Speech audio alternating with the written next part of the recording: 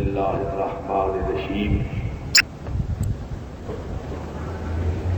الحمد لله الذي هدانا لهذا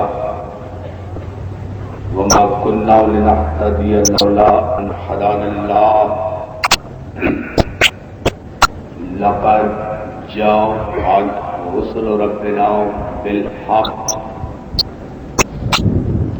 والصلاة والسلام وتحية والإكرام على سيد أسلم بالوجود سر الله في كل موجود نقطة دائرة الوجود صاحب اللواء الحمد والمقام المحمود الخاتم لما سبق والفاتح لمن غلب المعلن الحق بالحق وبالقاص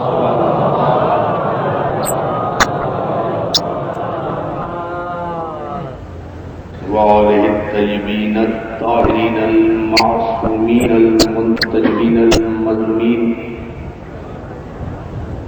الذين أذهب الله عنهم الرجس وطهرهم تطهيرا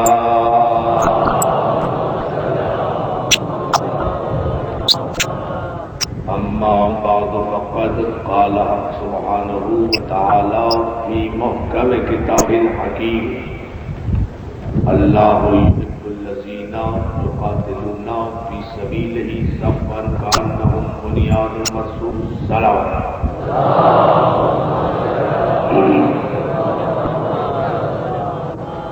حاضرین گرامی قدر عزیزان محترم، رضویہ امام بارگاہ میں شاہ کربلا ٹرسٹ کے زیر اہتمام یہ عظیم الشان باوقار عشر محرم، جس میں ماشاءاللہ آپ حضرات اتنی بڑی تعداد میں جذب ایمانی کے ساتھ تشریف لا رہے ہیں اور ہمارے ٹرسٹی حضرات کی اور ہماری حوصلہ افزائی کر رہے ہیں، جہاد معصوم کے عنوان پر ہماری یہ دوسری تقریب آپ کی سماعت کے لیے، آپ کے ذوق ایمانی کے لیے ہدیہ ہے۔ ان مجالس میں ہمارا محل نظر یہ ہے کہ ملت مسلمہ کو جہاد معصوم کے حوالے سے حقیقت اسلام سے آگاہ کیا جائے اور ان حقائق سے پردہ اٹھایا جائے کہ خداوند عالم نے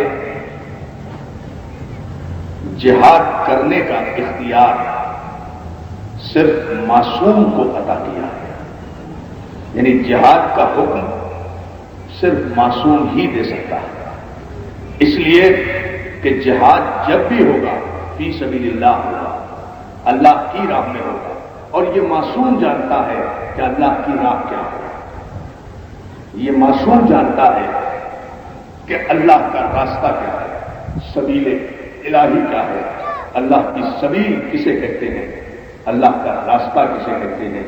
کل کی ابتدائی اور تمہیدی مجلس میں ہم نے آپ کی خدمت میں عرض کیا تھا کہ خداوند عالم نے 1,24,000 انبیاء بھیجے۔ عزیزان محترم، کیا یہ امر چونکا دینے والا نہیں ہے؟ کیا یہ حقیقت نہیں ہے کہ میں رضویہ امام بارگاہ کی اس مرکزی مجلس سے بڑے اعتماد کے ساتھ کہہ رہا ہے، بڑے یقین کے ساتھ کہہ رہا ہے، اس منبر کی دین کا صدقہ سمجھ کر کہہ رہا ہے کہ 1,24,000 پیغمبر آئے ہدایت بشریت کے لیے، ہدایت انسانیت کے لیے، ہدایت آدمیت کے لیے۔ مجھے تو آدم سے لے کر عیسیٰ تک کسی نبی کے ہاتھ میں تلوار نظر نہیں آتی۔ میں بڑی توجہ ادا کرتا ہوں، یہ ایک عجیب سا انتظام ہے کہ جناب آدم سے لے کر جناب عیسیٰ علیہ نبی تک کسی ایک نبی کے ہاتھ میں تلوار نظر نہیں آتی۔ کسی نے تلوار کے ذریعے سے عوام کو اسلام کی جانب متوجہ نہیں کیا، کسی نے تلوار کے ذریعے سے عوام کو اللہ کی جانب متوجہ نہیں کیا، کسی نبی نے تلوار کے ذریعے سے لوگوں کو مجبور نہیں کیا کہ وہ اللہ کی وحدانیت کا اقرار کرے. کافروں نے تلوار اٹھائی ہے معصوموں کے خلاف، لیکن معصوم نے تلوار نہیں اٹھائی کافروں کے خلاف. دفاع کرنا تلوار اٹھانا نہیں ہے. تلوار میرے محمد علیہ محمد یہ بات میں اطلاع میں عرض کر رہا.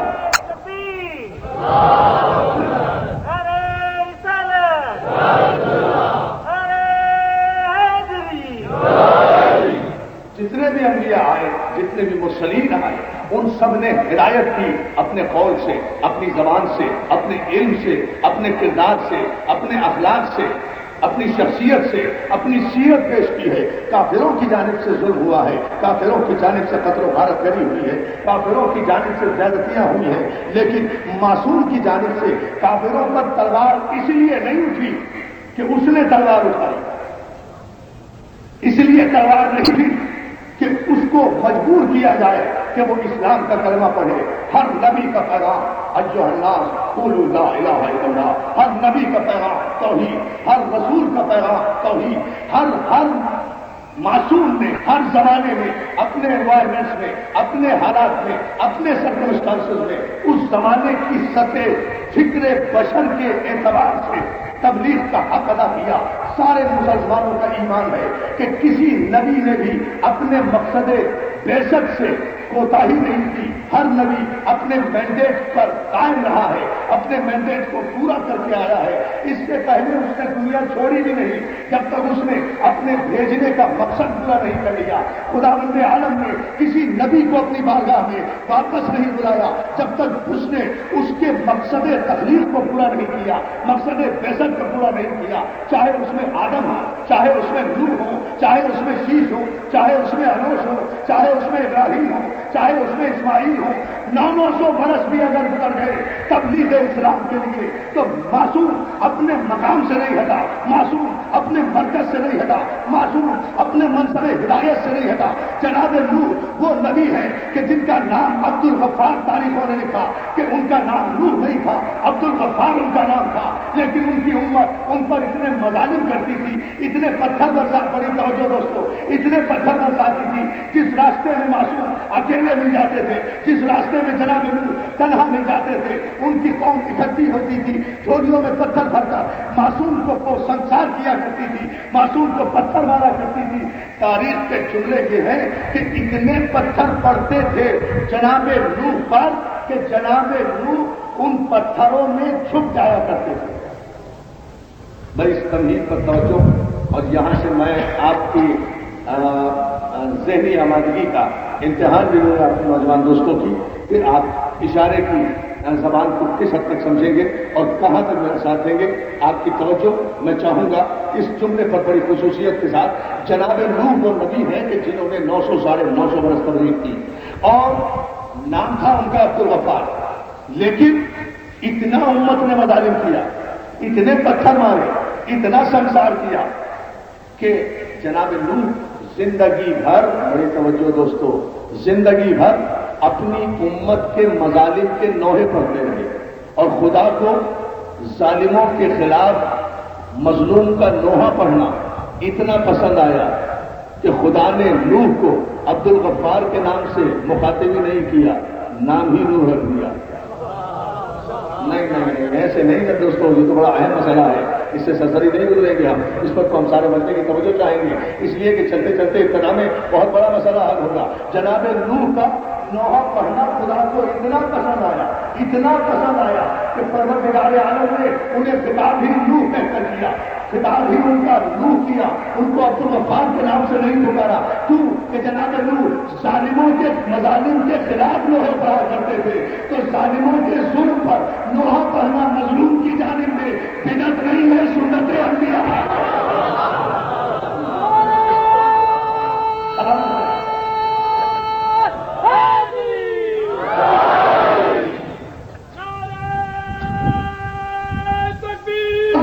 بیان کرنا، ظالموں کے ظلم کو آشکار کرنا، یہ بدعت نہیں ہے، یہ سنت انبیاء ہے. خداوند عالم نے ان کے لوہے پڑھنے کی ادا کو پسند کیا تو نوح کہا. امت اتنے مظالم کرتی تھی، امت بہت توجہ سننے پر، امت اتنے مظالم کرتی تھی کہ جب بھی گزرتے تھے الہی کلمۃ الحق کرتے ہوئے کافر پتھر مارتے تھے. کافروں کی عادت ہی یہ ہے، کافروں کی عادت ہی یہ ہے، مشرکوں کی عادت ہی یہ ہے کہ جب وہ علم کا جواب علم سے نہ لا سکے تو مرنے مارنے پر اتر آتے ہیں. اب جو ہے نا اترا ہوا تیرے بابا چڑھا.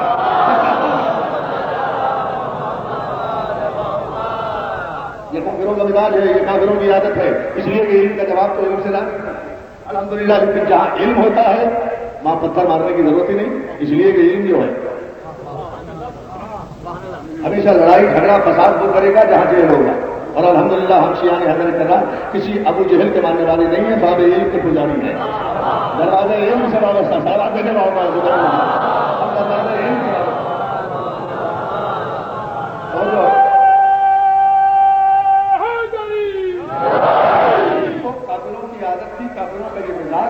جہاں سے معصوم کا انداز بتا رہا ہوں. ایک طرح میں جناب نوح سے اسی لیے چلا ہوں کہ آخر تک آئیں گے اور پھر انشاءاللہ چوتھی پانچویں مجلس میں ہم نتیجے پر پہنچیں گے کہ پھر ہمارے معصومین نے کس کس انداز سے جہاد کیا، پھر اس کی حیثیت کیا ہے، پھر وہ واقعات سے ہی سمجھ میں آئیں گے. ذرا سا ہمیں یہ ابتدائی مجلسوں میں ذہنی امتحان سے گزرنا ہے اور آپ حضرات کو اس سلسلے میں ماشاءاللہ آپ جیسے تعاون کر رہے ہیں ذرا سی توجہات مجھے آپ کی درکار ہوگی. جناب نوح اعلان کلمۃ الحق کرتے تھے، کافروں نے پتھر مارتے تھے. اتنا اب ایک جملہ پھر کہہ رہا ہوں دوستو، اتنے پتھر مارتے تھے کہ علماء نے لکھا، قصص الانبیاء والوں نے لکھا کہ جناب نوح ان پتھروں میں چھپ جایا کرتے تھے. اب کہوں جملہ سنیں گے آپ سمجھیں گے بھی. ان پتھروں میں چھپ جاتے تھے اور جب نبی پتھروں میں چھپ جاتے تھے نا تو کافر یہ سمجھتے تھے کہ نبی مر گیا. اچھا ایسے ہی سمجھنا تھا، پھر میں نے بیکار کہا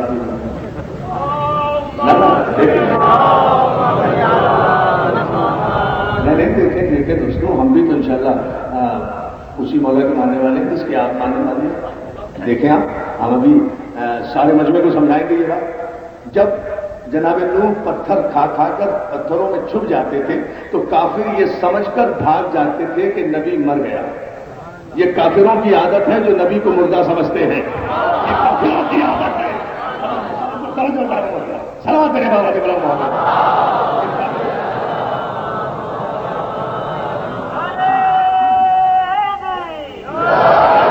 یعنی کافروں کی عادت یہ ہے کہ اگر نبی آنکھوں سے اوجھل ہو جائے، اگر نبی آنکھوں سے اوجھل ہو جائے، یعنی میرے مولا ذرا سا انہیں بیدار کر دے. کافروں کی عادت یہ ہے، کافروں کا مزاج یہ ہے کہ اگر نبی آنکھوں سے اوجھل ہو جائے اور پتھروں میں چھپ جائے یا کسی گڑھے میں گر جائے تو یہ سمجھتے ہیں کہ نبی مر گیا. اب یہ بات سمجھ میں آئی کہ شبلی نعمانی نے جملہ کیا لکھا کہ پیغمبر اسلام جب جنگ احد میں کافروں کی تیر بارانی اور ان کی سنساری کی وجہ سے ایک گڑھے میں گر گئے اور مسلمانوں کو نظر چار دیکھے، مسلمانوں کو نظر نہیں آئے تو شیطان نے بھی ایک آواز آسمان میں بلند کر دی. شیطان نے ایک آواز آسمان میں بلند کی اور اس کی گواہی مسلمانوں کے سارے لشکر نے دی. جب جنگ احد علی کی بہت توجہ دوستو، علی کی ذوالفقار کے صدقے میں محدث دہلوی نے بھی لکھا، شبلی نعمانی نے بھی لکھا، علی کی ذوالفقار کے صدقے میں جب ہاری ہوئی جنگ دوبارہ جیت لی گئی، ڈرے ہوئے لوگ جب واپس آ گئے، پیغمبر کو گھر سے نکال لیا گیا تو سرکار نے علی کی طرف خطاب کر کے کہا، علی جب سب چلے گئے تھے تم کیوں نہیں چلے گئے؟ علی نے کہا یا رسول اللہ آپ فلا بعد ایمان، کیا ایمان کے بعد کفر اختیار کر لے گا؟ اس جملے پہ بعد میں نہیں ٹھہرے اس جملے پہ بعد میں گفتگو کروں گا. پہلے ذرا سا جناب نوح سے ریلیٹ کر دوں اس مزاج کو. آپ دیکھیں جب سب چلے گئے تھے علی تم کیوں نہیں چلے گئے؟ علی نے کہا کیا ایمان کے بعد کفر اختیار کر لیتا؟ پیغمبر مسکرا کر جانے والے لشکر کو دیکھا کہ بھائی تم کیوں چلے گئے تھے؟ نہیں توجہ کر رہے نا ہوا فرمایا اس پر. وہ یہ جملہ میں نے وہی چھوڑ دیا جو علی کا ہے. اس پر تو آج کے مجلس میں انشاءاللہ تاریخی بحث کر لیں گے ہم رضویہ سے آج فرا بدل ایمان. لیکن پہلے اس جملے پر میں آپ کی توجہ چاہتا ہوں. علی رسول اللہ نے سارے لشکر سے پوچھا بھائی تم کیوں چلے گئے تھے؟ تو سارے لشکر نے دستے ادب بیان کر دیا یا رسول اللہ ہم تو لڑ رہے تھے، ہم تو تلواریں چلا رہے تھے ہوا میں، ہم تو یوں سبے الٹ رہے تھے، ہم تو یوں پرے پلٹ رہے تھے، ہم نے تو منا کو مسمار کر دیا تھا، ہم نے تو قلب لشکر کافروں کو توڑ دیا تھا، ہم تو لڑ رہے تھے، بس مولا کیا کرے، اس کمبخت شیطان نے آواز لگا دی، مسلمانوں محمد مر گئے۔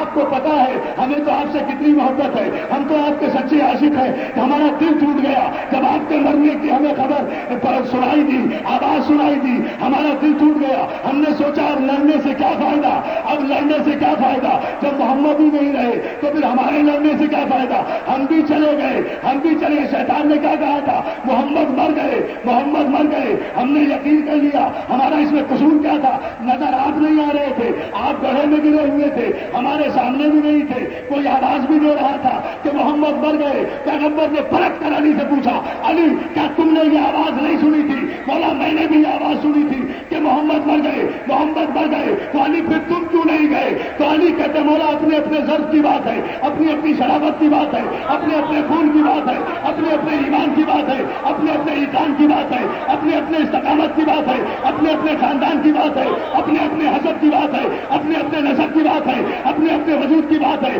اپنے اپنے ظہور کی بات ہے، اپنے اپنے استقامت کی بات ہے، اپنے اپنے باپ کے خون کی شرافت کی بات ہے۔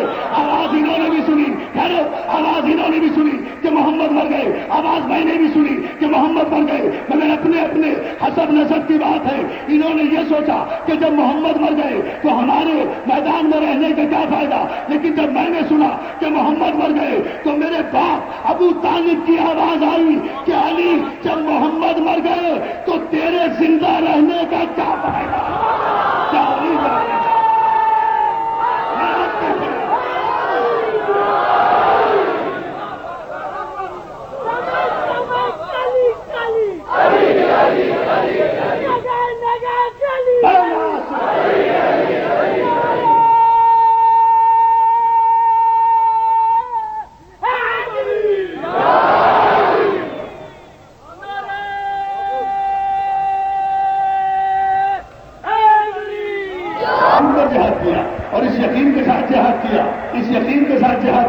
کہ میں محمد کی زندگی کے لیے لڑ رہا ہوں۔ بھائی تو توجہ جانے مطلب میں محمد کی زندگی کے لیے لڑ رہا ہوں، یہ وہی جگہ میں جنگ نہیں پڑا، جنگ انشاءاللہ کسی چھٹی ساتھی مزید میں سناؤں گا۔ میں تو ایک اشارہ کر کے ایک جملہ کہنا چاہتا ہوں، لیکن پیغمبر اسلام کی بصیرت کے قربان کہ سرکار نے پہلے علی سے پوچھا، علی تم کیوں چلے گئے تھے؟ علی نے کوئی جذباتی جملہ نہیں کہا، علی معاذ اللہ کوئی خطیب نہیں ہے جو خطابت فرمائے، یہ حکمت میں ڈوبا ہوا لفظ تھا شریعت کے سامنے۔ آپ فرا بادل ایمان محدث دہلوی نے لکھا کہ علی نے کہا یا رسول اللہ کیا آپ کو چھوڑ کر ایمان کے بعد کافر ہو جاتا؟ نہیں نہیں ایسے سوال ہوتا کیسے؟ پھر انشاءاللہ آپ کے ساتھ ہی آگے بڑھیں گے۔ یہ میرے مولا کا جملہ ہے، میرا جملہ خالی چلا جائے مجھے کوئی افسوس نہیں ہوگا، لیکن اگر میرے مولا کا جملہ خالی چلا گیا رضویہ امام بارگاہ میں تو یہ تو ہو نہیں سکتا ہے جان محترم۔ میرے مولا نے کہا یا رسول اللہ آخرا بادل ایمان، اس کا فارسی ترجمہ جو محدث دہلوی نے اپنی کتاب میں لکھا وہ یہ ہے کہ علی نے ہاتھوں کو جوڑ کر کہا یا رسول اللہ آیا کافر شبم بعد از ایمان، کیا ایمان کے بعد کفر اختیار کر لیتا؟ من پتوں کا رس و برادران و یاران کے از پہ غنیمت رفتن و حزیمت خوردن چکانے دار۔ یا رسول اللہ میرا آپ سے تعلق ہے، میرا ان لوگوں سے کوئی تعلق نہیں ہے جو مال غنیمت کے لالچ میں آپ کو چھوڑ کر چلے گئے۔ سرکار میرا تعلق بہت توجہ جانے میں طرف، سرکار میرا تعلق تو آپ سے ہے، مولا میرا آپ سے تعلق ہے، مولا میرا علی کہہ رہے ہیں، علی کہہ رہے ہیں میرا آپ سے تعلق ہے۔ محدث دہلوی نے لکھا ہے بھائی اس میں آپ کو چپ ہونے کی ضرورت نہیں ہے، ہم حوالہ دے رہے ہیں کہ مسلمانوں کے جلیل القدر محدث دہلوی نے یہ جملہ لکھا کہ علی نے پیغمبر اسلام سے یہ کہا کہ سرکار من بتوں کا مولا میرا تعلق تو آپ سے ہے، ان جانے والوں سے میرا کوئی تعلق نہیں، میرا تعلق ہر بیٹا ابھی کوئی نعرہ نہیں، میرا تعلق آپ سے ہے، میرا تعلق آپ سے ہے، میرا مولا میرا تعلق آپ سے ہے، ان جانے والوں سے میرا کوئی تعلق نہیں ہے۔ یہ جو چھوڑ کر چلے گئے ہیں، توجہ ایک بہت بڑا شیعہ مسئلہ حل ہوگا، یہ جو چھوڑ کر چلے گئے ہیں آپ کو، ان سے میرا کوئی تعلق نہیں ہے۔ میرا راستہ اور ہے، ان کا راستہ اور ہے۔ علی نے جنگ احد میں رسول کے سامنے ہی اپنے راستے کا اعلان کر دیا کہ یا رسول اللہ، میرا راستہ وہ ہے جو آپ کا ہے، ان کا راستہ اور ہے، میرا راستہ اور ہے، ان کا راستہ اور ہے، میرا راستہ اور ہے۔ اے اکثریت کے بل پر شریعت بل کے نعرے لگانے والوں اور یہ کہنے والوں کہ شریعت بل اکثریت کا ہوگا، اتنی بات تو سوچ لو، ہمارا راستہ تو دنیا سے اسی دن جنگ احد میں علیحدہ ہو گیا تھا جب علی نے پیغمبر کے سامنے کہا تھا میرا آپ سے تعلق ہے، ان سے میرا کوئی تعلق نہیں ہے۔ اور جو ہے نا ادارہ مسئلہ بلند ترین سلام دے محمد علیہ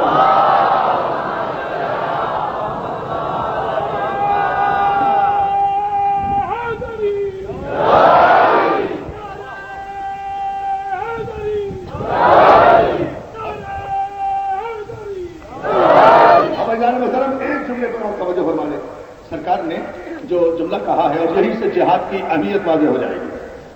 کافر بعد الایمان، کیا ایمان کے بعد کافر ہو جاتا؟ پیغمبر نے کیا کہا جب سب چلے گئے تھے تو تم کیوں نہیں گئے؟ دوستو یہ رسول کے لفظ ہیں، تاریخ کا مورخ کچھ بھی بہانے تلاش کرتا رہے، جب پیغمبر نے کہہ دیا نا کہ سب چلے گئے تھے تو پھر سب چلے گئے تھے وداؤٹ اینی ایکسیپشن، اس لیے کہ رسول اللہ نے کہا کہ جب سب چلے گئے تو تم نہیں گئے، جب سب چلے گئے تھے تو پھر سب چلے گئے تھے، پھر وہی نہیں گیا تھا جس سے پوچھ رہے تھے۔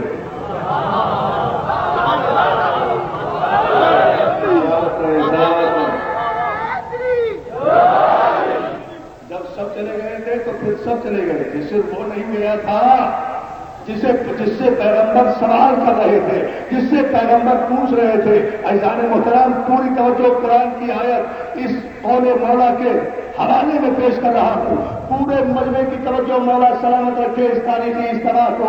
ادھر علی کی زبان سے یہ جملہ نکلا کہ یا رسول اللہ آپ فرا بعد الایمان، کیا آپ کو چھوڑ کر، آپ کو تنہا چھوڑ کر ایمان کے بعد کافر ہو جاتا؟ ادھر فوراً جنگ احد میں جبریل امین سورہ مبارک آل عمران کی 31ویں 30ویں اور 31ویں آیتیں لے کر نازل ہوئے۔ آیت شروع یہاں سے ہوئی، ابھی قل ان کنتم تحبون اللہ فاتبعونی یحببکم اللہ ویغفر لکم ذنوبکم واللہ غفور رحیم۔ حبیب ان سے کہو کہ اگر تم اللہ سے محبت کرتے ہو تو میرا اتباع کرو، اور جب تم میرا اتباع کرو گے تو اللہ تمہارے گناہوں کو بھی معاف کر دے گا، تم سے محبت بھی کرنے لگے گا۔ یہ 30ویں آیت ہے۔ 31ویں آیت میں علی کے قول کی تصدیق نازل ہوئی، حبیب ان سے کہو قل اطیعوا اللہ ورسول فإن تولوا فإن اللہ لا يحب الکافرین۔ حبیب ان سے کہو کہ اللہ کی اطاعت کریں، رسول کی اطاعت کریں، اور میرے حبیب فإن تولوا، جس نے تجھے پشت دکھائی، اللہ پھر کافروں کو دوست نہیں رکھتا۔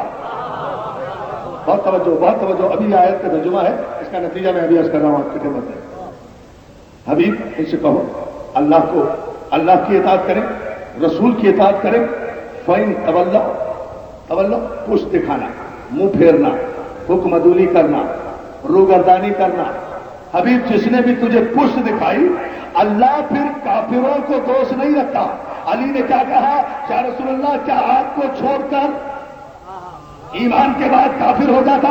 آیت نے کیا کہا؟ رسول جس نے تجھے پشت دکھائی وہ یقیناً کافر ہو گیا۔ اب آپ سمجھے معصوم کسے کہتے ہیں؟ معصوم محمد کے رشتہ دار کو نہیں کہتے، معصوم محمد کے بھائی کو نہیں کہتے، معصوم محمد کے داماد کو نہیں کہتے، معصوم فاطمہ کے شوہر کو نہیں کہتے، معصوم صرف حسنین کے بابا کو نہیں کہتے۔ معصوم اسے کہتے ہیں جس کی زبان سے نکلا ہوا لفظ جب عرش سے پلٹے تو قرآن کی آیت بن جائے۔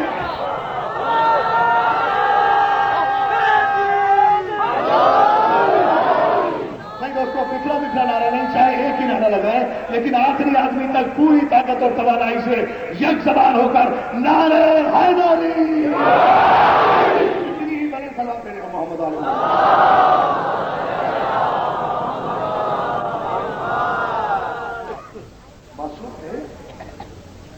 معصوم کی زبان سے نکلا ہوا لفظ قرآن کا مقدر بن جاتا ہے، قرآن کی تقدیر بن جاتا ہے۔ معصوم کی زبان سے ہم انشاءاللہ معصوم کی تعریف آئندہ مجالس میں عرض کریں گے آپ کی خدمت پہ۔ معصوم کی زبان سے جو لفظ نکلے وہ قرآن کی آیت بنے، اسے معصوم کہتے ہیں۔ مسلمان اسے کہتے ہیں جو قرآن کے مطابق عمل کرے، معصوم اسے کہتے ہیں قرآن جس کے مطابق نازل ہو۔ نہیں، آپ نے اس وقت کا اندازہ کیا، مسلمان اسے کہتے ہیں جو قرآن کی آیتوں کے مطابق عمل کرے، معصوم اسے کہتے ہیں جس کے عمل کے نتیجے میں قرآن نازل ہو، یعنی قرآن نہیں۔ ابھی پھر غور کریں، مسلمان رکا رہے کلمہ پڑھنے کے باوجود بھی، بیسٹ کے 7 سال تک مسلمان نماز نہیں پڑھتا، اس لیے کہ ابھی آیت نازل نہیں ہوئی۔ جب تک اقیموا الصلاۃ کی آیت نازل نہیں ہوئی مسلمان نے نماز نہیں پڑھی، آیت کے انتظار میں مسلمان کا عمل رہا نہ۔ لیکن اس فرق کو محسوس کریں انسان محترم، آیت کے انتظار میں مسلمان بیٹھے رہے اور آیت نازل ہونے کے بعد بھی نماز نہیں پڑھ سکے، اس لیے کہ اقیموا الصلاۃ کو سمجھ ہی نہیں سکے۔ معصوم نے بتایا اقیموا الصلاۃ کے معنی کیا ہے۔ پیغمبر کھڑے ہوئے، مسلمان کھڑے ہوئے، پیغمبر رکوع میں گئے، مسلمان رکوع میں گئے، پیغمبر سجدے میں گئے، مسلمان سجدے میں گئے، پیغمبر کو دیکھتے رہے، عمل ہوتا رہا۔ تو مسلمان معصوم کا بھی محتاج، قرآن کی آیت کا بھی محتاج۔ اب ایک جملہ سن لیں دوستو، نماز کا جب تک حکم نہیں آیا مسلمان خاموش، روزے کا جب تک حکم نہیں آیا مسلمان خاموش، مسلمان کا عمل رکا رہا آیت کے انتظار میں، اسے کہتے ہیں مسلمان۔ جو آیتوں کے انتظار میں رکا رہے اسے مسلمان کہتے ہیں، اور آیتیں جس کے انتظار میں رکی رہے، علی یا علی یا علی۔ اچھا، میں مثالیں دوں، کچھ آیتیں پیش کروں، کیا کروں، دامن وقت میں گنجائش زیادہ نہیں ہوتی، تفصیل میں جانے سے گریز کرتا ہوں، لیکن اس مسئلے پر اب میں ذرا سی وضاحت تو ضرور کروں گا تاکہ بات کریں نوجوان دوستوں جو اتنی محبت سے، اتنی چاہ سے ماشاءاللہ اتنی دور دور سے آ رہے ہیں، اتنے عظیم الشان انداز میں یہاں بیٹھے ہیں، ذکر مولا ہو رہا ہے، تو پھر مجھے یہ جملہ ضرور کہنے دیں عزیزان محترم، مسلمان اسے کہتے ہیں جو قرآن کی آیت کے مطابق زندگی بسر کرے، معصوم اسے کہتے ہیں جس کے عمل کے مطابق قرآن نازل ہو۔ دوستو، انما ولیکم اللہ ورسولہ والذین آمنوا الذین یقیمون الصلاۃ ویؤتون الزکاۃ وہم راکعون۔ آپ کو بالکل بیدار ہو کے سننا ہے، میں اس کی تشریح نہیں کروں گا۔ بتحقیق اللہ تمہارا ولی ہے، اس کا رسول تمہارا ولی ہے، اور وہ ولی ہے جو حالت رکوع میں زکات دیتا ہے، حالت رکوع میں زکات دیتا ہے، حالت وہ عرفان درادی رضی امام بارگاہ کے اس تاریخی استوا سے چیلنج کر کے مفسرین سے پوچھ رہا ہے، مجھے صرف اتنا بتاؤ کہ یہ آیت پہلے نازل ہوئی تھی یا علی نے زکات پہلے دی تھی؟ نعرہ حیدری!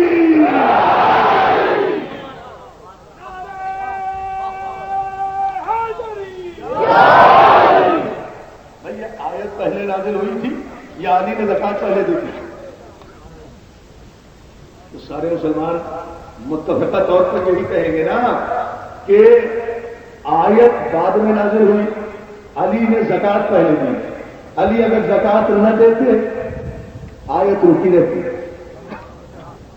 بھائی آیت تو ہمیشہ سے تھی، لوہے محفوظ پر انتظار کر رہی تھی کہ کوئی معصوم مجھے اذن نزول دو تو نازل ہو۔ میں اس سے زیادہ خوبصورت جملہ اور کیا کروں؟ قرآن کوئی فوری طور پر تو نہیں بنتا تھا نا، قرآن تو سارا کا سارا لوہے محفوظ پر ازل سے محفوظ ہے۔ انتظار کرتی تھی آیت کہ معصوم اجازت دے تو میں نازل ہوں۔ اچھا نہیں، وَمِنَ النَّاسِ مَن يَشْرِي نَفْسَهُ ابْتِغَاءَ مَرْضَاتِ اللَّهِ، اور لوگوں میں پورے مجمع کی توجہ، لوگوں میں ایک ایسا بھی ہے جو اپنے نفس کو بیچتا ہے اللہ کی مرضی کے عوض۔ مفسرین مجھے بتائیں کہ یہ آیے من یشری پہلے نازل ہوئی یا علی بستر پہ پہلے سوئے؟ توجہ جاری رکھنا، علی بستر پہ سوئے پہلے یا آیت پہلے نازل ہوئی؟ تو جواب یہی آئے گا نا، علی پہلے بستر پہ سوئے، نفس بیچا تو آیت نازل ہوئی نا۔ یقول الذین کفروا لست مرسلا قل کفی باللہ شہیدا حبیب سورہ مبارک کے رات میں ارشاد ہوا، حبیب کافر یہ کہتے ہیں کہ تو مرسل نہیں ہے، کافر یہ کہتے ہیں کہ تو رسول نہیں ہے، یہ تجھے رسول نہیں مانتے تو نہ مانے، ان سے کہہ دے کہ میری رسالت کی گواہی کے لیے ایک اللہ کافی ہے، ایک وہ کافی ہے جسے ہم نے کل کتاب کا علم عطا کیا۔ مجھے بتاؤ یہ آیت پہلے نازل ہوئی یا علی نے دعوت ذوالشیرہ میں نبوت کی گواہی پہلے دی؟ توجہ ہے؟ ہاں، تاریخی جواب۔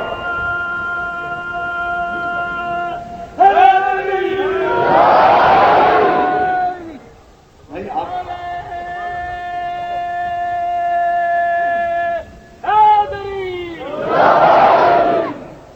سلامات بھیجنے بابا جی۔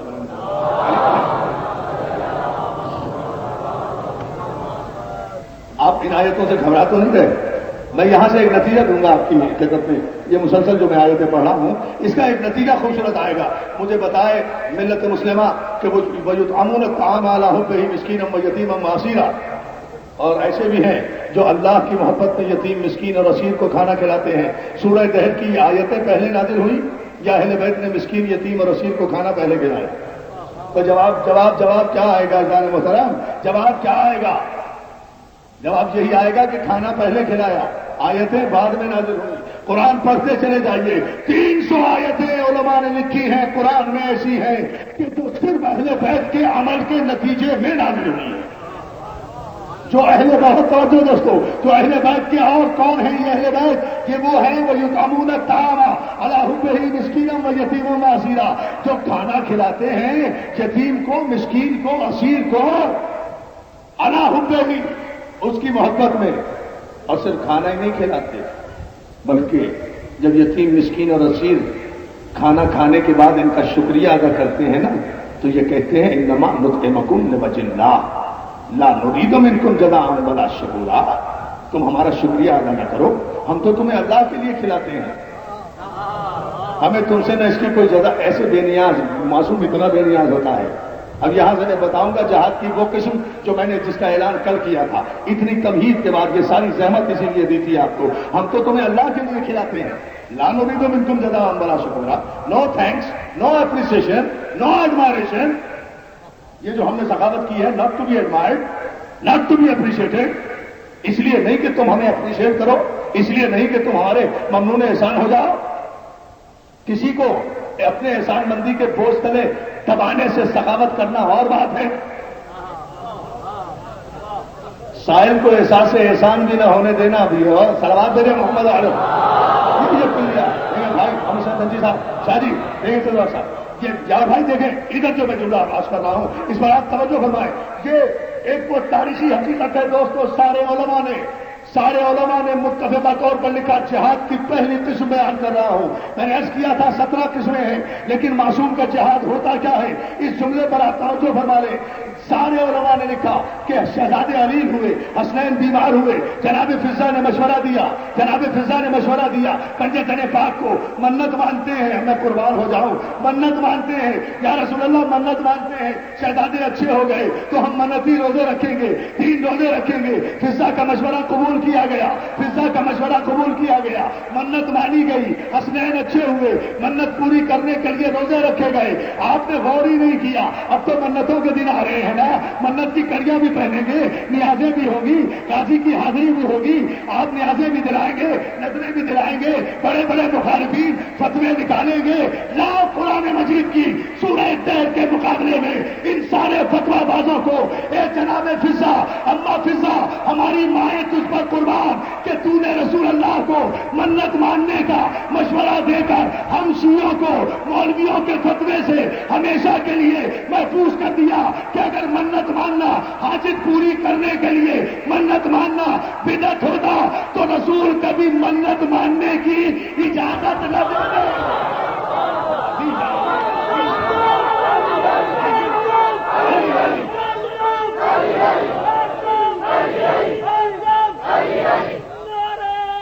بھائی آخری تک سارے آدمی دونوں ہاتھ بلند کر کے پوری طاقت و توانائی سے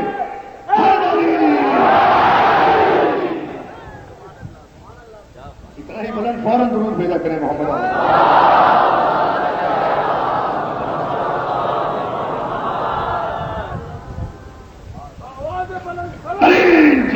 اور یہ مجمع تو اتنا خوبصورت ہے اور یہاں مجلس اتنی خوبصورت ہوتی ہے کہ جی چاہتا ہے مسلسل پڑھتا رہوں، لیکن وقت میرے پیروں میں نہیں بھائی، وقت میرے پیروں میں اتنی زنجیریں ڈالتا ہے، مسلسل مجالس ہیں، لیکن ذرا سا میں آپ کی توجہ انشاءاللہ عرض کرتا رہوں گا۔ یہ مرحلے پر آپ توجہ فرما لیں۔ حسین اچھے ہوئے، منت مانی گئی، منت پوری ہوئی، اہل بیت نے روزے رکھے، فضا سمے روزہ رکھا، باقی آپ کو سنا ہوا ہے، نتیجہ ایک جملے میں دے رہا ہوں۔ خدا بند عالم نے اہل بیت کے اس عمل کو قصیدہ بنا کے قرآن میں رکھ دیا۔ اہل بیت نے روزہ رکھا، افطار کا وقت ہوا، دسترخوان سجا، پنجتن بیٹھے روزہ افطار کرنے کے لیے، مسکین آیا، آواز دی، اپنے حصے کی روٹیاں اٹھائیں، سائل کو دے دی۔ آپ نے غور نہیں کیا؟ میں تو سارے اپنے عنوان پر گفتگو کر گیا اس جملے میں، اپنے حصے کی روٹی اپنے منہ کا نوالا، سارے دن کے بھوکے پیاسے ہیں، لیکن سائل آ گیا، سائل آ گیا، سائل کو وہ روٹیاں دے دی، خود نمک کے پانی سے روزہ افطار کر لیا۔ یہ ہے جہاد بالنفس، اعلیٰ ترین، اعلیٰ ترین، اعلیٰ ترین سماعت دینے کا آواز ہے بڑا۔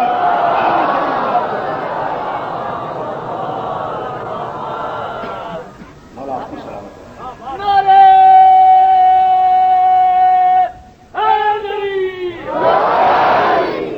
یہ ہے عزیزو جہاد بالنفس، افضل ترین جہاد یہ ہے معصوم کا جہاد۔ اپنے حصے کی روٹی دی، لیکن منت تو پوری کرنا ہے۔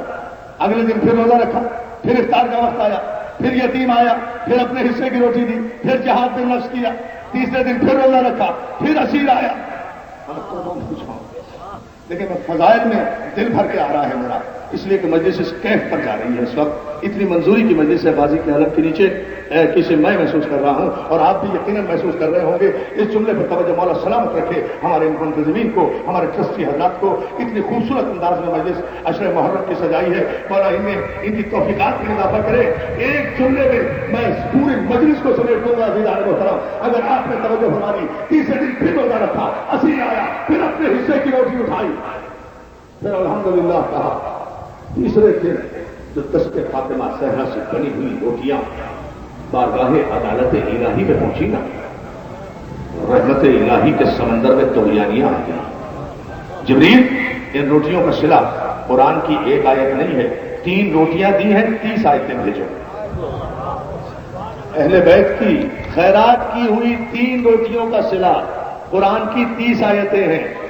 اہل بیت کی خیرات کی ہوئی 3 روٹیاں قرآن کی 30 آیتوں کے برابر۔ اہل بیت 30 آیتوں کے برابر نہیں، ان کی روٹیاں بھی ان کی اپنے کھانے والی نہیں، جو یہ خیرات کر دے۔ کیا سن رہے ہیں؟ سلوات دے دینا بابا سے بڑا۔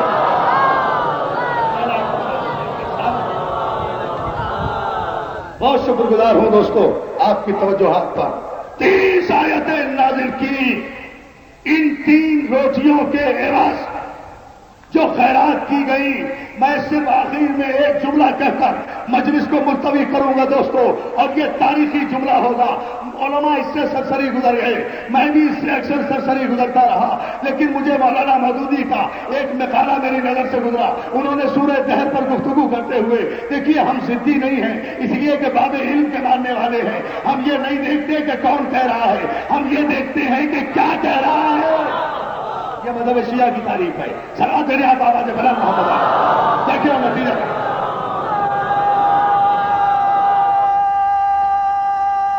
اس میں ایک بڑا خوبصورت جملہ جی، بہت خوبصورت بات کہی۔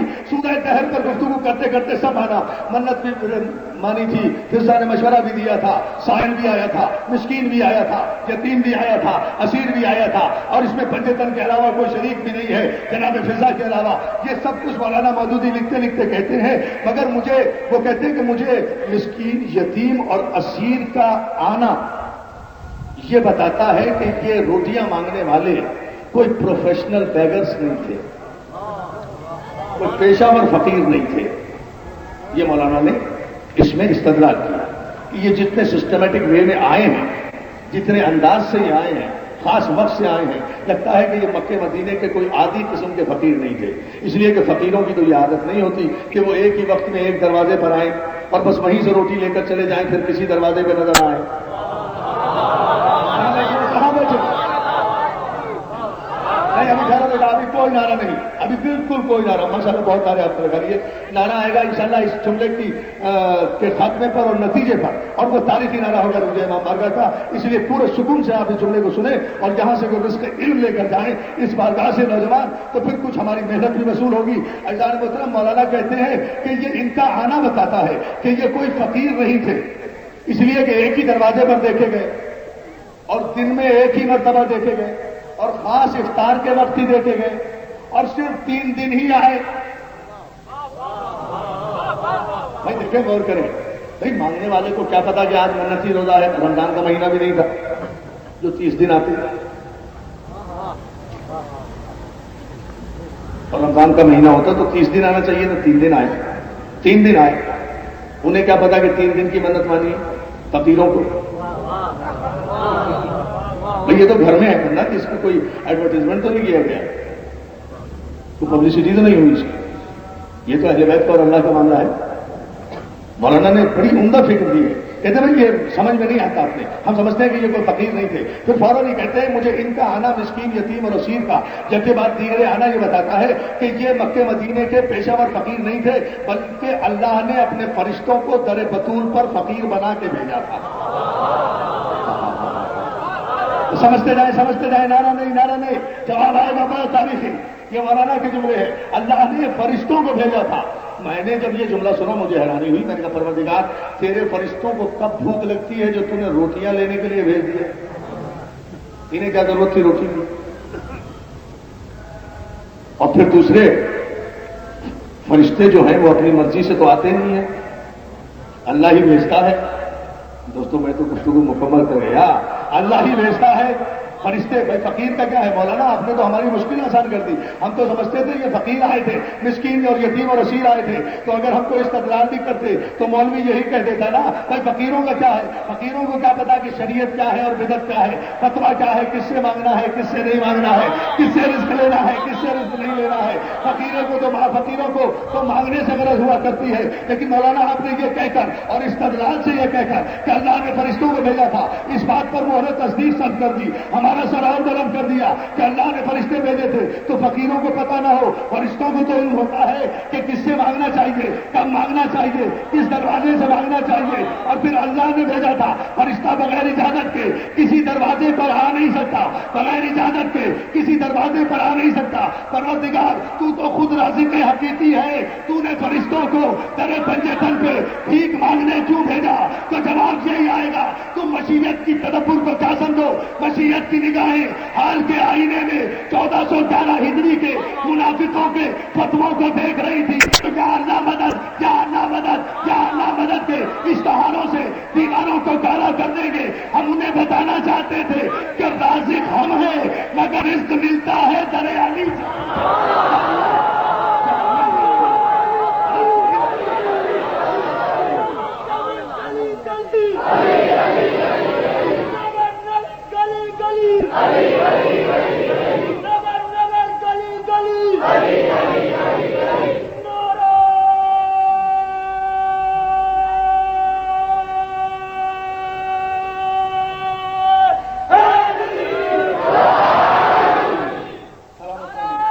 دن سے لے کر رات کے 1 بجے تک 7 مجالس 10 منٹ کے وقفے کے بغیر بھی پڑھنا، یہ سب سے بڑا اعجاز ہے اس صاحب منبر کا. یہ انسان کے بس کی بات نہیں ہے. اور پھر جس انداز سے میں گفتگو کرنے کا عادی ہوں، لیکن ایک جملہ تو عرض کروں گا. عزیزان محترم، میں پی سی ایس سوسائٹی میں ہمارے شاہ گواہ ہیں، یہی واقعہ پڑھ رہا تھا 2-3 سال پہلے کی بات ہے، جب میں نے کہا نا یہ مولانا مودودی کا جملہ کہ فرشتے آئے تھے روٹیاں لینے کے لیے، فرشتے آئے تھے روٹیاں لینے کے لیے. تو ہمارے ایک بزرگ دوست عاشق حسین ان کا نام تھا، شاعر تھے، مرحوم ہو گئے ہیں. انہوں نے مجھے مجلس میں روک کر کہا مولانا بہت خوبصورت بات کہی ہے، میرے ذہن میں ابھی ایک شعر آیا ہے، میں اسے پیش کرنا چاہتا ہوں، مائک مجھے دے دیں. میں منبر پہ بیٹھا رہا. انہوں نے بے ساختہ کہا کہ علی کے در سے فرشتوں نے پورے مجمع کی توجہ. بھائی آپ کی اس تشریف آوری پر جتنی بڑی تعداد میں آپ آئے ہیں نا، اور رضویہ ٹرسٹ کی جانب سے اپنی جانب سے 2 محرم کو اپنی ماں بہنوں کو، بھائیوں کو، جوانوں کو، بزرگوں کو تاریخی تحفہ دینا چاہتا ہوں معرفت آل محمد کا۔ آپ میری پوری تقریر پر داد نہ دیں، مجھے افسوس نہیں ہوگا، مگر خدا کے لیے یہ شعر سن لینا کہ جو عاشق حسین نے کہا، اور یہ شعر کوئی عاشق حسین ہی کہہ سکتا ہے کہ ساختہ کہا، فرشتوں نے علی کے در سے پائی روٹیاں اکثر۔ نہیں دوستو، ایسے نہیں، آپ کو آسمان پہ جا کے سننا ہوگا یہ شعر۔ فرشتوں نے علی کے در سے پائی روٹیاں اکثر، زمین والوں کے ٹکڑوں پر پلے ہیں آسمان والے۔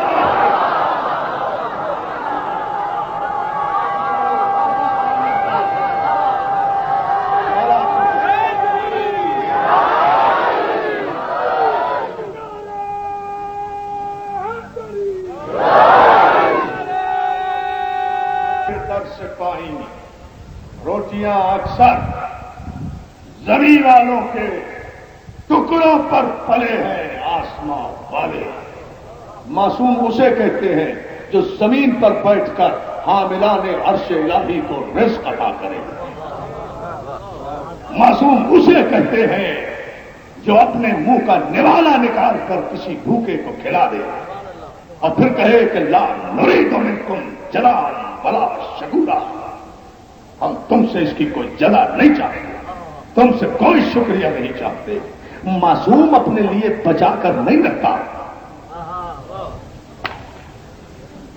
معصوم اپنے لیے بچا کر نہیں رکھتا۔ بڑے سے بڑا سخی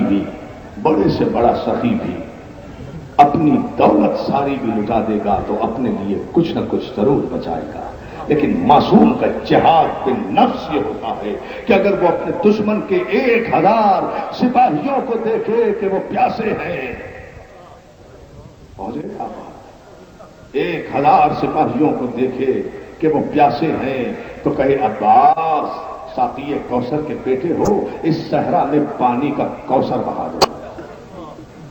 مولا سفر طویل ہے، 44 چھوٹے چھوٹے بچے آپ کے ساتھ ہیں، 64 خواتین آپ کے ساتھ ہیں، بہت لمبا سفر ہے، گرمی کا موسم ہے۔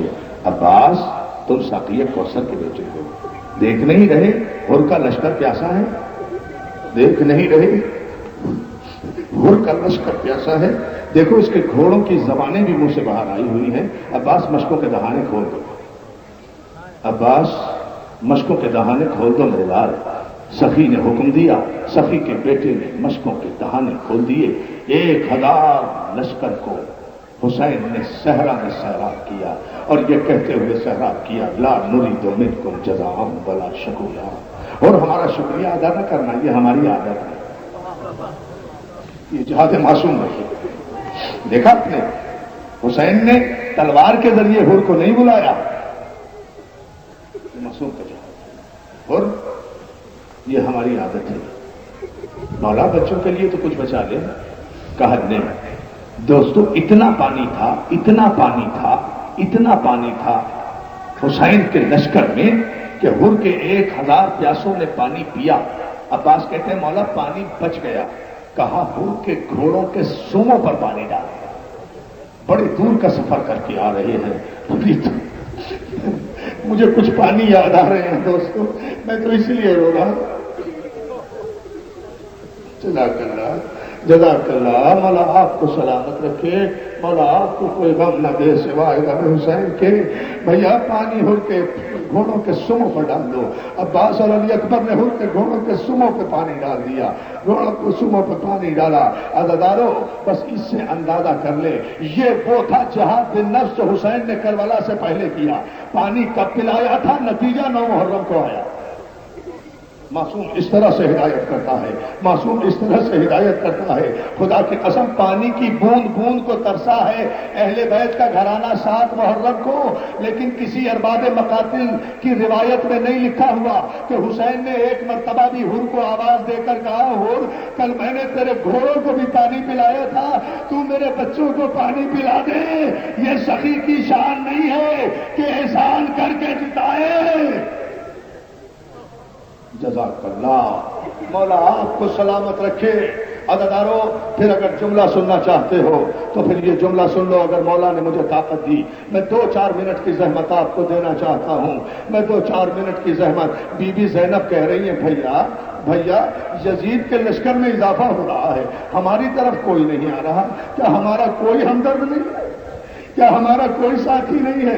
अली कहते हैं, अली का बेटा कहता है, ज़ैनब होते हैं बे उसूलों में कुछ बाउसूल भी, कांटों की गोद में निकल आते हैं फूल भी।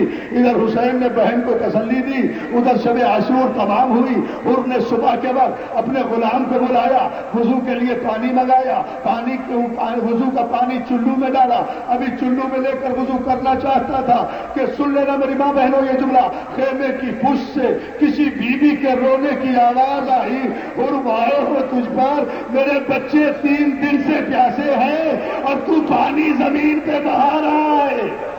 जदा करना क्या कयामत की मजलिस हो रही है। हाँ, इसी तरह तो फुर्सा दिया जाता है। अरे अज़ादारों, याद रखो अपने 5वें इमाम का ये कौल, रोते हुए ये एहतियात जरूर किया करो। तुम्हारे 5वें इमाम मोहम्मद बाकर फरमाते हैं, जहां कहीं मजलिस हो वहां कोई आए ना आए, मेरी फूफी ज़ैनब जरूर आती है, मेरी दादी फातिमा, ए बीबी फातिमा ज़हरा, आइए हमारी माए बहने तेरे उजड़े हुए घर का मातम करने आई है। बीबी अपने उजड़े हुए चमन की बहारें देख हमारे बच्चे तेरे बच्चों का मातम कर रहे हैं, हमारे बूढ़े तेरे बूढ़ों का मातम कर रहे हैं, हमारे जवान तेरे जवानों का मातम कर रहे हैं। अदादारों, हाँ आप ले सांस ले ले, इसलिए कि मुझे तो कयामत का एक जुमला कहना है, इसी पर मजलिस खत्म करूंगा। अदादारों, आप घरों तक भी रोते हुए जाएंगे अगर मौला ने एजाज दिखाया। देखो मसाइब किसी की मीरास नहीं हुआ करते, इसका ताल्लुक दिल से होता है। आवाज आई, हो रुबाए हो तुझ पर, मेरे बच्चे 3 दिन से प्यासे हैं, तू पानी जमीन पे बहा रहा है। खुद ने इधर उधर देखा, आवाज देने वाली नजर नहीं आई, सोचा मेरा बहन होगा, फिर वजू में मसरूफ हुआ। दूसरी दर्दनाक आवाज आई, अब औलाद वाली माएं सुनेंगी ये जुमला। दूसरी आवाज आई, हुर मेरे बच्चे ने तेरा क्या बिगाड़ा था?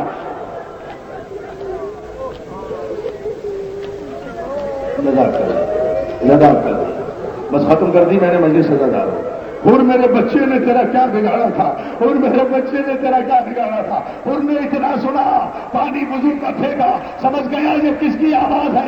खेमे में आया, बेटे को बुलाया, भाई को बुलाया, गुलाम को बुलाया, अपने इरादे से आगाह किया। बेटे से कहा अपनी माँ के पास चला जा, गुलाम से कहा तुझे आजाद कर दिया, भाई से कहा अपने घर चला जा। भाई बेटा गुलाम कहता तुम कहां जा रहे हो? कहा मैं हुसैन की जानिब जा रहा हूं, मैं फर्जंद रसूल की खिदमत में जा रहा हूं, मुझे फातिमा ज़हरा भेज रही है, मुझे फातिमा ज़हरा ने भेजा है, मैं जा रहा हूं। अल्लाह दोस्तों, ये दुआ का वक्त होगा, मैं समझ रहा हूं। ऐसे मसाइब हो रहे हैं कि जो दुआ मांगोगे पूरी हो जाएगी, मगर रो ऐसे जैसे ज़ैनब उजड़ी है, तुम ऐसे करो जैसे फातिमा चाहती है। दोस्तों ये जुमला सुन लो, उन्होंने अपने बेटे भाई को बुलाया। जब बेटे से कहा ना, जा तू अपनी मां के पास चला जा, सुनेंगे उसको। मेरे नौजवानों, ये जुमला तुम्हारी नजर कर रहा हूं, मौला तुम्हारी जवानियां सलामत रखे। उनका जवान बेटा सीने पर हाथ मार के कहता है, बाबा क्या मेरी जवानी अकबर की जवानी से ज्यादा कीमती है? जवान अब तुम रो, लोग कहते जवान नहीं रोते, देखो जवानों का रोना। अरे जवान रोते तो अर्श इलाही भी कांपता है। मैं कुर्बान हो जाऊं। क्या मजलिस हो रही है दोस्तों, किस तरह फूट फूट के रो रहे हो, किस तरह फूट फूट के रो रहे हो। बाबा क्या मैं अकबर पे कुर्बान होने के काबिल नहीं? और उसने मरहबा कहा, सीने से लगाया। अपने भाई से पूछा तेरा क्या इरादा है? कहा क्या मैं हुसैन के अब्बास पे कुर्बान होने के काबिल नहीं? उसने मरहबा कहा और अपने गुलाम से कहा, जा मैंने तुझे आजाद किया, हुसैन का सदका मैंने तुझे आजाद किया। अरे उनका गुलाम, हमारी जाने कुर्बान इस गुलाम पर। कहता है अच्छे आका हो, सारी जिंदगी की खिदमत का सिला दे रहे हो, जब तक जहन्नम में रहे मुझे साथ रखा, अब जन्नत में जा रहे हो। تو مجھے اکیلا چھوڑ کر جا رہے ہو، اب جنت میں جا رہے ہو، آخری جملہ دوستو، اب جنت میں جا رہے ہو تو مجھے اکیلا چھوڑ کر جا رہے ہو، عزادارو دعا کرو میں یہ جملہ کہہ سکوں۔ ادھر حر نے عزادارو بس ختم کر دی میں نے مسجد، حر کا بیٹا، حر کا بھائی، حر کا غلام دونوں پر بیٹھے، خیمے سے چاروں نکلے، ادھر حر خیمے سے نکلا، ادھر حسین خیمے سے نکلے، آواز دی حبیب، عباس، اکبر ادھر آؤ میرا مہمان آ رہا ہے، اور میں قربان ہو جاؤں اس مہمان نواز مولا کے۔ بس دوستوں ختم کرو، آخری جملہ میں نے مجلس ختم کر دی، اب آنسو نہ روکو، آنسو نہ روکو، اب تھکتے نہ رہو۔ اکبر کہنے سے باہر عباس آئے، حبیب آئے حسین کی خدمت میں، حسین کہتے ہیں عباس حر اکیلا نہیں آ رہا، جی مولا، عباس حر کا بھائی اس کے ساتھ آ رہا ہے، حر عالم غربت میں ہمارا مہمان ہو رہا ہے، بس حر کے استقبال میں کوئی کمی نہ رہ جائے، ہم اس کی کوئی خدمت تو نہیں کر سکتے، لیکن حر کا استقبال، حر کے ساتھیوں کا استقبال عباس شایان شان ہونا چاہیے، مولا حکم دیجئے۔ عباس ہمارا حکم یہ ہے کہ حر کے بھائی کا استقبال تم کرو گے، اکبر حر کے بیٹے کو گلے سے تم لگاؤ گے، حبیب ابن مظاہر تم ہمارے بچپن کے ساتھی ہو، ہماری جانب سے حر کا استقبال تم کرو گے، اب رہ گیا حر کا غلام تو اس کا استقبال فاطمہ کا لال، جزاک اللہ جزاک اللہ، ختم کرو نہ ڈالو، اب رہ گیا حر کا غلام تو اس کا استقبال حسین خود کرے گا، ہاتھوں کو رومال سے باندھے ہوئے، سر جھکائے ہوئے، بیٹا آیا، بھائی آیا، غلام آیا، حر گھوڑے سے گرا، قدموں میں گر کے کہتا ہے مولا اکیلا نہیں آیا، آپ کی ماں زہرا نے بھیجا ہے، مولا میری خطا معاف کر دیجیے۔ حسین نے قدموں سے اٹھایا، حبیب نے بڑھ کر حر کو گلے سے لگایا، حر کے بھائی کو عباس نے سینے سے لگایا، حر کے بیٹے کو اکبر نے کلیجے سے لگایا، اب رہ گیا حر کا غلام، فاطمہ کا لال دونوں ہاتھ پھیلا کر حر کے غلام کی طرف بڑھا، آپ بھائی تو میرا محسن ہے، میں قربان کربلا، یہ ہے جہاد، یہ ہے جہاد معصوم، اس طرح دلوں کو مسخر کرتے ہیں معصوم۔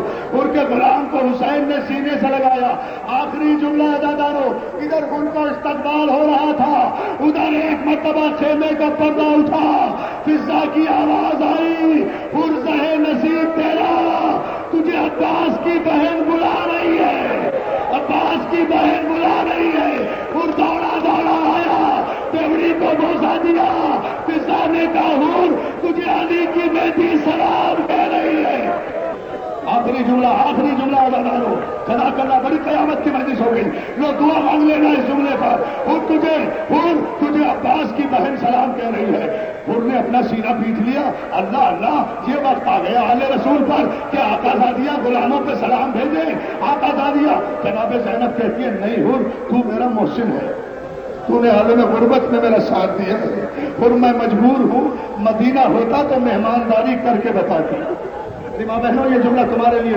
جناب زینب کہتی ہے حر مدینہ ہوتا تو بتاتے کہ ہم کیسے مہمان نواز ہیں، اب تو ہم تجھے ایک پانی کا جام بھی نہیں پلا سکتے، ایک پانی کا جام بھی نہیں پلا سکتے، میرے مولا مجھے طاقت دے دو، اور انہیں سننے کی طاقت بی بی کا جملہ، زینب کہتی ہے مگر حر غم نہ کرنا، ہم اپنے محسنوں کے احسان یاد رکھتے ہیں، علی کی بیٹی وعدہ کرتی ہے کہ اگر آسمان نے مجھے رونے کی مہلت دی، رونے کی مہلت دی تو حسین کے لاشے پر آنے سے